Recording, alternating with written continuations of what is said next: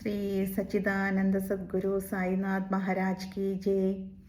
അധ്യായം 10. സായിബാബയുടെ ജീവിത രീതിയും ഉറങ്ങുന്ന പലകയും ഷിർദിയിലെ താമസവും ബാബയുടെ ഉപദേശങ്ങളും ബാബയുടെ എളിയ ഭാവം എളുപ്പവഴി. സായിബാബയെ പ്രേമത്തോടുകൂടി ഓർമ്മിക്കുക. ബാബ നന്മ ചെയ്യാനായി സദാ ആത്മബോധത്തോടുകൂടി നിലകൊള്ളുകയാണ്. ബാബയുടെ ഓർമ്മ ജനനമരണങ്ങളെ പരിഹരിക്കുന്നതാണ്. ഇത് ചിലവില്ലാത്ത സുഗമമായ സാധനയാണ്. ചെറിയ അധ്വാനം വലിയ ഫലം തരുന്നു. സ്വബുദ്ധി നിലനിൽക്കുന്നതുവരെ ഓരോ മിനിറ്റിലും നാം ഈ സാധന ചെയ്യേണ്ടതാണ്. മറ്റ് ദേവന്മാർ നമുക്ക് കാണാൻ പറ്റാത്തവരാണ്. ഗുരു മാത്രമാണ് ഒരേ ഒരു ദൈവം. സദ്ഗുരു പദാരവിന്ദത്തെ സ്മരിച്ചാൽ ബാബ നമ്മെ നന്മയിലേക്ക് നയിക്കും. വേണ്ട പോലെ ഉപചരിച്ചാൽ നാം സംസാര ദുഃഖത്തിൽ നിന്ന് രക്ഷപ്പെടും. ന്യായമീമാംസാദികളൊന്നും പഠിക്കേണ്ടതില്ല. ബാബ അമരത്തിലിരിക്കുമ്പോൾ ദുഃഖത്തിൻ്റെയും വേദനയുടെയും നദികളും കടലുകളും എളുപ്പം മുറിച്ചു കടക്കാൻ കഴിയും. കടത്തുകാരനെ പുഴയും കടലും കടക്കാൻ വിശ്വസിക്കും പോലെ സംസാരസാഗരം കടക്കുന്നതിൽ സദ്ഗുരുവെ വിശ്വസിച്ചാൽ മതി. സദ്ഗുരു ഭക്തൻ്റെ ഭക്തിയെ മാത്രം ശ്രദ്ധിച്ച് ജ്ഞാനവും ആനന്ദവും പ്രദാനം ചെയ്യുന്നു. ബാബയുടെ ശയന സാമഗ്രികൾ. എവിടെ എങ്ങനെ ബാബ ഉറങ്ങിയിരുന്നു എന്ന് നമുക്ക് നോക്കാം. നാനാ സാഹേബ് ഡേങ്കിലെ 4 മുഴം നീളവും 1 മുഴം വീതിയുമുള്ള ഒരു മരപ്പലക ബാബയ്ക്ക് ഉറങ്ങാൻ കിടക്കാനായി കൊണ്ടുവന്നു. അത് നിലത്ത് വെച്ച് ഉറങ്ങുന്നതിന് പകരം ബാബ അത് പഴയ തുണിക്കഷ്ണങ്ങളെ കൊണ്ട് കെട്ടിത്തൂക്കി അതിന്മേൽ ഉറങ്ങാൻ തുടങ്ങി. തുണിക്കഷ്ണങ്ങൾ അത്രമാത്രം ബലഹീനവും പഴയതുമായതിനാൽ പലക തന്നെ എങ്ങനെ താങ്ങുമെന്ന തരത്തിലായിരുന്നു. അതിന്മേലായിരുന്നു ബാബയുടെ കിടപ്പ്. ബാബയുടെ ലീല എന്നേ പറയാവൂ. പലകയും ബാബയും എല്ലാം ഒരു തകരാറും കൂടാതെ ആ തുണിക്കഷ്ണത്തിന്മേൽ വീഴാതെ നിന്നു. പോരെങ്കിൽ ആ പലകയുടെ 4 മൂലയിലും ബാബ മൺവിളക്ക് കത്തിച്ചും വയ്ക്കും. അത് രാത്രി മുഴുവൻ കത്തിക്കൊണ്ടിരിക്കും. ബാബ ആ പലകയിൽ ഇരിക്കുന്നതും കിടക്കുന്നതും ഒരു അതിശയകരമായ കാഴ്ച തന്നെയായിരുന്നു. പലരും ജിജ്ഞാസുക്കളായി ബാബ കയറുന്നതും ഇറങ്ങുന്നതും സൂക്ഷിച്ചു നോക്കാൻ മസ്ജിദിൽ വന്നുകൂടി. പക്ഷേ ആർക്കും ബാബ കയറുന്നതോ ഇറങ്ങുന്നതോ കാണാൻ കഴിയില്ല. തിരക്ക് വർദ്ധിച്ചു വരുന്നത് കണ്ടപ്പോൾ ഒരു ദിവസം ബാബ പലക വലിച്ചെടുത്ത് തല്ലിപ്പൊളിച്ച് വലിച്ചെറിഞ്ഞു. ബാബയ്ക്ക് അഷ്ടസിദ്ധികൾ ഉണ്ടായിരുന്നു. അവ ബാബ ഒരിക്കലും പ്രവർത്തിപ്പിച്ചിരുന്നില്ല. ബാബയുടെ പൂർണ്ണത കൊണ്ട് അവ താനേ വന്നുകൊണ്ടിരുന്നു. സഗുണബ്രഹ്മം. ബാബ 3.5 മുഴം ശരീരത്തിലുള്ള ഒരു സാധാരണ മനുഷ്യനെ പോലെ കാഴ്ചയിൽ തോന്നുമെങ്കിലും സായിബാബ എല്ലാവരുടെയും ഹൃദയത്തിൽ കുടികൊണ്ടു.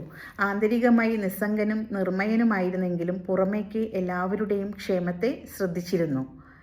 ആന്തരികമായി ബ്രഹ്മസ്വരൂപമായിരുന്നുവെങ്കിലും പുറമേക്ക് മുൻകോപിയും ചുണ്ടിക്കാരനുമായി പെരുമാറി. ആന്തരികമായി അദ്വൈത ഭാവമായിരുന്നെങ്കിലും പുറമേക്ക് ലൗകികത്തിൽപ്പെട്ട പോലെ പെരുമാറി. ചിലപ്പോൾ എല്ലാവരോടും പ്രേമത്തിൽ പെരുമാറും. മറ്റവസരങ്ങളിൽ അവരെ കല്ലെറിയും. ചിലപ്പോൾ ചീത്ത പറയും. മറ്റവസരങ്ങളിൽ കെട്ടിപ്പിടിച്ച് ശാന്തമായി പെരുമാറും. എപ്പോഴും ബ്രഹ്മത്തിൽ ലയിച്ച് ഭക്തന്മാരുടെ കാര്യത്തിൽ ജാഗരൂകനായിരിക്കും. ഒരേ ആസനത്തിൽ ഇരിക്കലല്ലാതെ യാത്ര പോവൽ പതിവല്ല. കയ്യിൽ എല്ലായ്പ്പോഴും ഒരു ദണ്ടുണ്ടായിരിക്കും. ധനത്തിനും ഖ്യാതിക്കും ശ്രദ്ധിക്കാതെ ഭിക്ഷ യാചിക്കുമായിരുന്നു. അള്ളാ മാലിക് എന്ന് എപ്പോഴും പറയും. ഭക്തന്മാരുടെ പൂർണ്ണവും അവിഛിന്നവുമായ പ്രേമമാണ്. ബാബ ആത്മജ്ഞാനത്തിൻ്റെ വിളനിലമായിരുന്നു. അതായിരുന്നു സായിബാബയുടെ ദിവ്യരൂപം. ലോകതത്വം മുഴുവൻ സായിബാബയിൽ ഉടലെടുത്തു. അത് അറിയാവുന്നവർ മനസ്സിലാക്കി. മറ്റുള്ളവർ അത് മനസ്സിലാക്കാതെ കഷ്ടതയിൽ നിന്ന് മോചനമില്ലാതെ കഴിഞ്ഞു.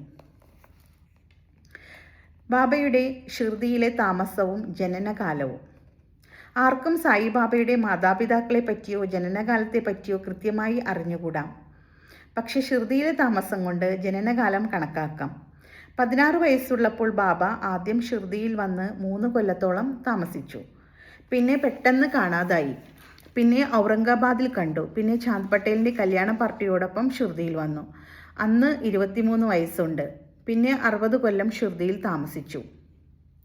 1918 മഹാസമാധിയായി. അതിൽ നിന്നും ഏകദേശം ജനനകാലം 1838 ആണെന്ന് അനുമാനിക്കാം. ബാബയുടെ ജീവിതോദ്ദേശവും ഉപദേശവും. ഋഷി രാമദാസ് 17-ാം നൂറ്റാണ്ടിൽ ജീവിച്ചു യവനന്മാരിൽ നിന്ന് പശുക്കളെയും ബ്രാഹ്മണരെയും രക്ഷിക്കുന്ന കൃത്യം നിർവഹിച്ചു. പിന്നീട് 2 നൂറ്റാണ്ടിനുള്ളിൽ ഹിന്ദു മുസ്ലിം വിരോധം വർദ്ധിച്ചു വന്നു.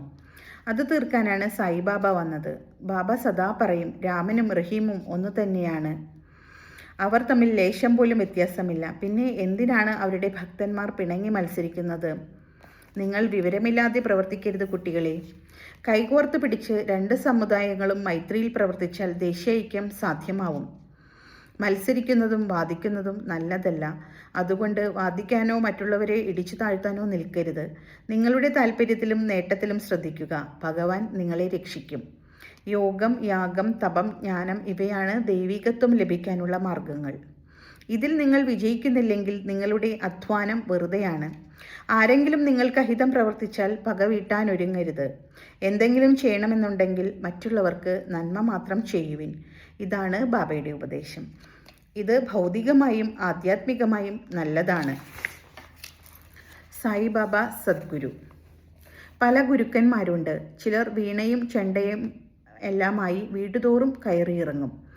അവർ മന്ത്രങ്ങൾ ഉപദേശിച്ചും ദൈവത്വം നടിച്ചും പണം കൈക്കലാക്കും.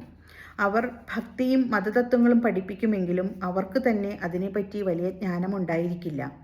അവർ ഭക്തഹീനരായും മതവിരുദ്ധരായും പെരുമാറുകയും ചെയ്യും. സായിബാബ ഒരിക്കലും കഴിവ് പ്രദർശിപ്പിച്ചിരുന്നില്ല. ദേഹചിന്ത ബാബയ്ക്കില്ലായിരുന്നു.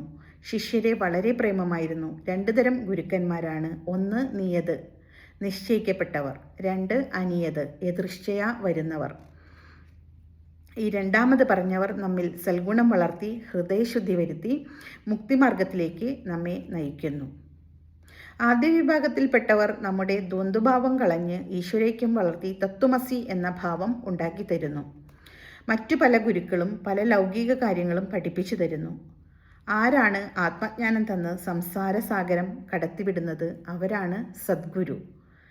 സായിബാബ അത്തരം ഒരു സദ്ഗുരുവായിരുന്നു. ബാബയുടെ മാഹാത്മ്യം അവർണ്ണനീയമാണ്. ആരെങ്കിലും ദർശനത്തിന് പോയാൽ ചോദിക്കാതെ തന്നെ അയാളുടെ ഭൂതം, ഭാവി, വർത്തമാന കാലങ്ങളിലെ കാര്യങ്ങളെല്ലാം പറയും. ബാബ എല്ലാ ജീവജാലങ്ങളിലും ദൈവത്വം ദർശിച്ചു. മിത്രവും ശത്രുവും ബാബയ്ക്ക് ഒരുപോലെയായിരുന്നു. ബാബ സന്ദേഹരഹിതനായിരുന്നു. ബാബയ്ക്ക് ദേഹത്തിലോ ഗൃഹത്തിലോ താല്പര്യമില്ലായിരുന്നു. ബാബ ഇതേ ജന്മത്തിൽ തന്നെ ജീവൻ മുക്തനായിരുന്നു. ബാബയെ ദൈവതുല്യം ആരാധിച്ച ഷിർദിയിലുള്ളവർ അനുഗ്രഹീതരാണ്. ഭക്ഷിക്കുമ്പോഴും പാനം ചെയ്യുമ്പോഴും പ്രവൃത്തിയെടുക്കുമ്പോഴും അവർ സായിയെ ഓർമ്മിച്ച് ബാബയുടെ അപദാനങ്ങൾ പാടി. അവർ അക്ഷരജ്ഞാനമില്ലാത്തവരെങ്കിലും അവരുടെ പരിശുദ്ധ പ്രേമം പ്രചോദനം നൽകിയാണ് അവർ ഈ ഗാനങ്ങൾ രചിച്ചത്.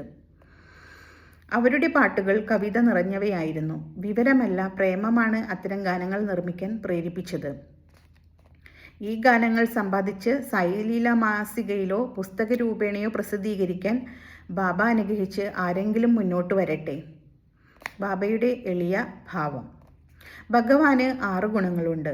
1 കീർത്തി, 2 സമ്പത്ത്, 3 നിസ്സംഗത്വം, 4 ജ്ഞാനം, 5 മഹത്വം, 6 ഔദാര്യം. ബാബയ്ക്ക് ഇതെല്ലാം ഉണ്ടായിരുന്നു. ഭക്തന്മാർക്ക് വേണ്ടിയാണ് ബാബ മാനുഷ്യരൂപം കൈക്കൊണ്ടത്. ബാബയുടെ ദയയും അനുഗ്രഹവും അതിശയകരമാണ്. ഭക്തന്മാരെ ബാബ ആകർഷിച്ചിരുന്നു.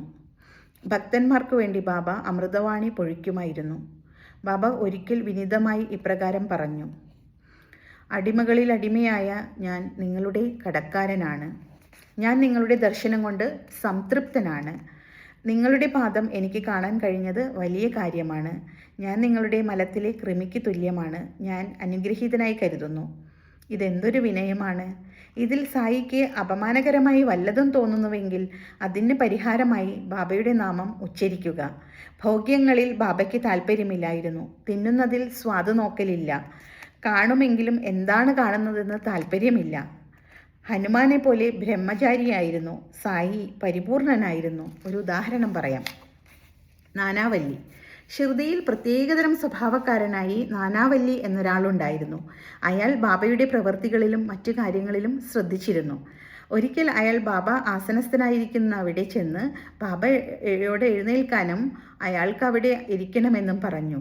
ബാബ ഉടനെ എഴുന്നേറ്റ് കൊടുത്തു. കുറച്ചവിടെ കയറി ഇരുന്ന് എഴുന്നേറ്റ് നാനാവല്ലി ബാബയോട് ഇരുന്നോളാൻ പറഞ്ഞു. ബാബ ഇരുന്നതിൽ പിന്നെ നാനാവല്ലി നമസ്കരിച്ച് അവിടുന്ന് പോയി. ബാബയ്ക്ക് ഒരു വിഷമവും ഇതിൽ തോന്നിയില്ല. നാനാവല്ലി ബാബയുടെ വലിയ ഭക്തനായി. ബാബ സമാധിയായതിൻ്റെ 13-ാം ദിവസം അന്ത്യശ്വാസം വലിച്ചു. എളുപ്പവഴി ഋഷിമാരുടെ കഥ കേൾക്കലും അവരുടെ സംസർഗവും. സാധാരണക്കാരനെ പോലെ ബാബ പെരുമാറുമെങ്കിലും ബാബയുടെ പ്രവൃത്തികളിൽ അസാധാരണ സാമർഥ്യവും ബുദ്ധിശക്തിയും പ്രകടമായിരുന്നു. എന്ത് ചെയ്യുന്നതും ഭക്തന്മാർക്ക് വേണ്ടിയായിരുന്നു. ആസനമോ അഭ്യാസമോ അനുഷ്ഠാനമോ മന്ത്രമോ ഒന്നും ബാബ നിർദ്ദേശിച്ചില്ല. ബാബ പറഞ്ഞത് എല്ലാ സാമർഥ്യവും ഉപേക്ഷിച്ച് സായി സായി എന്ന് മാത്രം സ്മരിച്ചാൽ മതി എന്നാണ്. ബാബ നിർദ്ദേശിച്ച പ്രകാരം ചെയ്താൽ നിങ്ങളുടെ എല്ലാ കെട്ടുകളും അഴിഞ്ഞ് സ്വതന്ത്രനാവാം. അഗ്നിഹോത്രം മുതലായത് ബ്രാഹ്മണർക്ക് മാത്രമാണ്. മറ്റുള്ളവർക്ക് അത് പ്രയോജനകരമല്ല. മനസ്സ് ചിന്താകുലമാണ്. ചിന്തിക്കാതിരിക്കാൻ മനസ്സിന് കഴിയില്ല. അതിന് ചിന്താവിഷയം കൊടുത്താൽ അതിനെപ്പറ്റി ചിന്തിച്ചിരിക്കും. ഗുരുവെ ചിന്തിക്കാൻ കൊടുത്താൽ ഗുരുവെ പറ്റി ചിന്തിക്കും. നിങ്ങൾ ശ്രദ്ധാപൂർവം സായിയുടെ മഹത്വം കേട്ടു. ഋഷിമാരുടെ കഥകൾ കേൾക്കൽ മറ്റു സാധനങ്ങൾ പോലെ പ്രയാസമല്ലല്ലോ. അവ സംസാര ദുഃഖമകറ്റി ആധ്യാത്മികത്തിലേക്ക് നയിക്കുന്നു. അതിനാൽ ആ കഥകൾ ശ്രദ്ധിച്ച് സ്മരിച്ച് ധ്യാനിക്കുവിൻ. ഇത് ബ്രാഹ്മണനും താണജാതിക്കാരനും പുരുഷനും സ്ത്രീക്കും എല്ലാം കഴിയുന്നതാണ്. നിങ്ങൾ മറ്റു പ്രവൃത്തികളിൽ വ്യാപൃതരാണെങ്കിലും സായിയെ ഓർത്തുകൊണ്ടിരുന്നാൽ രക്ഷപ്പെട്ടു. ഇത് എളുപ്പവഴിയായിട്ടും എന്താണ് എല്ലാവരും അത് സ്വീകരിക്കാത്തത്? കാരണം ദൈവാനുഗ്രഹമില്ലെങ്കിൽ കഥ കേൾക്കാനും തോന്നില്ല എന്നതാണ്. ദൈവാനുഗ്രഹം കൊണ്ട് എല്ലാം സുഗമവും സുസാധ്യവുമാകുന്നു. ഋഷിമാരുടെ കഥാശ്രവണം ഒരു തരത്തിൽ അവരുടെ സംസർഗമാണ്. ഋഷിമാരുടെ സമ്പർക്കം വളരെ പ്രധാനപ്പെട്ടതാണ്. അത് നിസ്സംഗത്വം വളർത്തി മോക്ഷത്തിലേക്ക് നയിക്കുന്നു. നാമോച്ചാരണം മുതലായ സാധനങ്ങളില്ലെങ്കിലും ഋഷിമാരിൽ അഭയം പ്രാപിച്ചാൽ അവർ നിങ്ങളെ നയിച്ചുകൊള്ളും. അതിനാണ് ഋഷിമാർ പ്രത്യക്ഷപ്പെടുന്നത്. ഗംഗ, ഗോദാവരി, കാവേരി മുതലായ പുണ്യനദികൾ അവരുടെ കളങ്കം കളഞ്ഞ് പരിശുദ്ധമാക്കുമ്പോൾ ഋഷിമാരുടെ പാദസ്പർശമേറ്റ് പരിശുദ്ധമാവാൻ ആഗ്രഹിക്കുകയാണ്. അതാണ് ഋഷിമാരുടെ മഹത്വം. ചിരകാല പുണ്യം കൊണ്ടാണ് നമുക്ക് സായിബാബയെ കിട്ടിയത്. സായിയുടെ ആകൃതിയെ ധ്യാനിച്ചു ഈ അധ്യായം അവസാനിപ്പിക്കാം. മസ്ജിദിൻ്റെ ഒരറ്റത്ത് സുന്ദര കളേബരനായ സായി നിലകൊള്ളുന്നതായും ഓരോ ഭക്തനും ക്ഷേമത്തിനായി ഉതികൊടുക്കുന്നതായും ധ്യാനിച്ച് ലോകകാര്യങ്ങൾ ശ്രദ്ധിക്കാതെ പരമാനന്ദ സ്വരൂപിയായി നിലകൊള്ളുന്ന സായിബാബയുടെ മുന്നിൽ വിനയത്തോടുകൂടി ദീർഘനണ്ട നമസ്കാരം ചെയ്യുക. ശ്രീ സായിയെ നമിക്കുവിൻ. ലോകശാന്തി ഭവിക്കട്ടെ. ഓം സായിറാം.